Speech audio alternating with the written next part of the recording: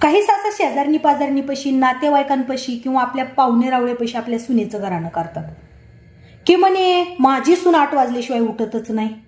तुम्हाला माहिती आहे का, मी पहाटे 5ला उठायचे, पोरांचे डब्बे करायचे, त्यांचे डब्बे भरून द्यायचे, घरातली साफसफाई करायचे आणि परत कामाला जायचे सगळं स्वच्छ करून.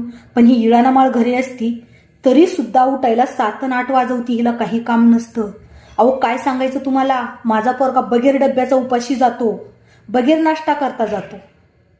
म्हणून मी काही वेळा मी स्वतः त्याला डब्बे करून देते. का देतीस?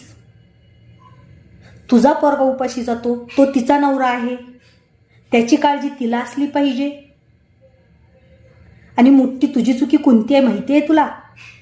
तुझी मुलगी तिकडं 10 पर्यंत 9 पर्यंत झोपते आणि ती मुलगी आहे म्हणून तू स्वतःच्या सुनेला सांगतेस की तू माझ्या मुलीची बराबरी करू नकोस.